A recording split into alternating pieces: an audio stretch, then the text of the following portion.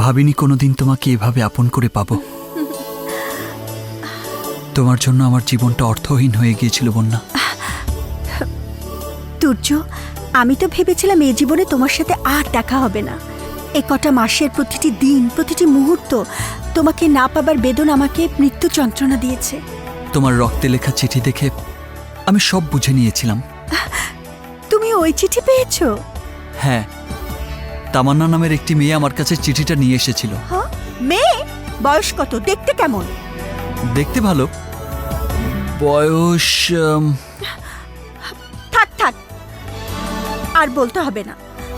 আমি এদিকে বন্দি থেকে তোমার জন্য ছটফট করছি, আর তুমি?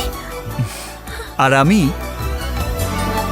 বন্যা নামের মেয়েটির ভালোবাসার বন্যায় দিশেহারা হয়ে গিয়েছিলাম। বিশ্বাস করি না।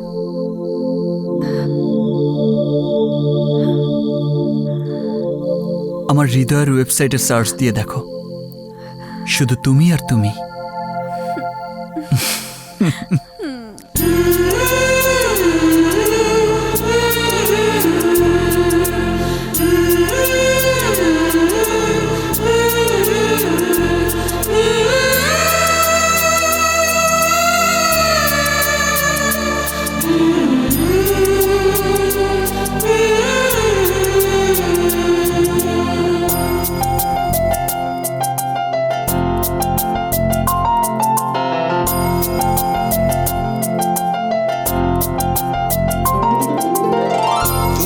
আমার সূর্য, আমি তোমার রোদ্দুর।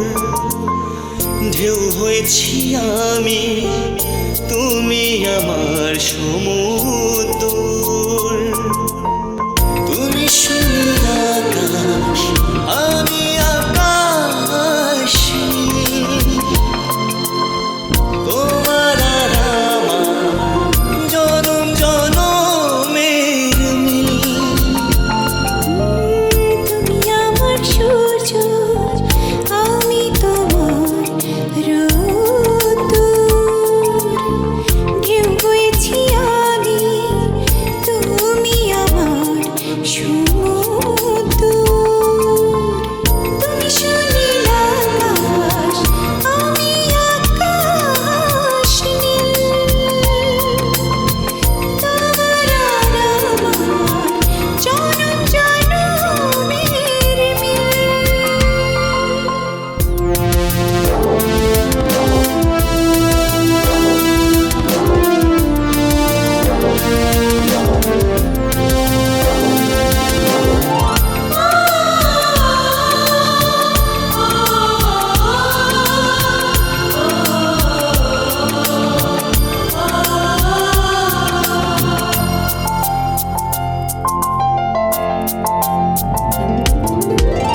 চোখ বুঝলে তুমি কাছে আসো পায়ে পায়ে। তুমি হৃদয় ছায়া হয়ে আছো ডানে বায়ে।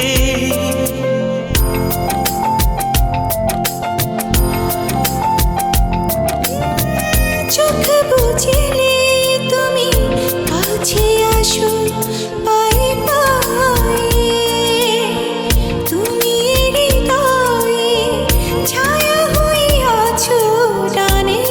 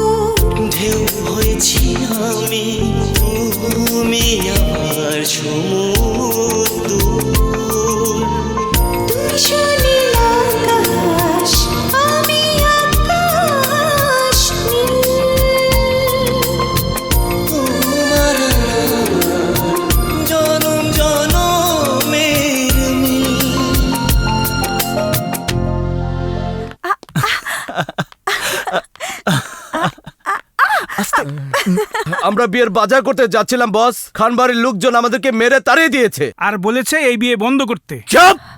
ধ্যাৎ! বন্ধ কর, বিয়ের আয়োজন বন্ধ কর। যুদ্ধের সাজ নেই, খান বাড়ির আক্রমণের জবাব দিতে হবে আমাদের। আজ খান বাড়িকে গোরস্থান বানিয়ে আসবো আমরা। চাচা, লোকজন খবর দাও। এই রাসেল, গুলি লোড কর, তাড়াতাড়ি কর।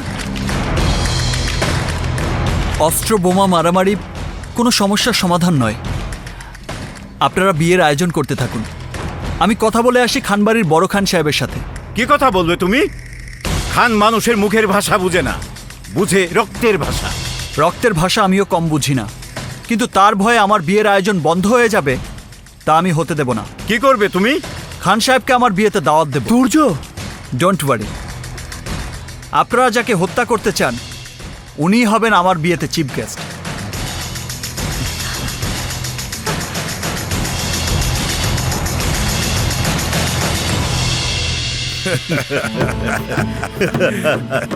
বোকা বোকা ছেলে।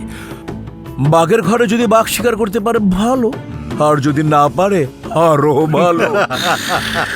রাসেলের সাথে বন্যার বিয়েতে তাহলে আর কোনো বাধাই থাকলো না।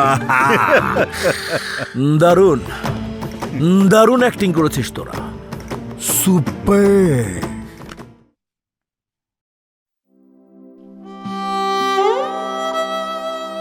আজ তোমার ছেলের ২৬তম জন্মদিন পালন করছি মমতা। তুমি আমার ছেলেকে আমার বুক থেকে ছিনিয়ে নিয়ে গেছো, আমার চোখের আড়াল করে রেখেছো। এতগুলো বছর ধরে আমার ছেলে কেমন আছে, কোথায় আছে, আমি আজও জানি না। এমনকি ও দেখতে কেমন হয়েছে সেটাও আমি জানি না। আর কত তুমি আমাকে শাস্তি দেবে মমতা, আর কত?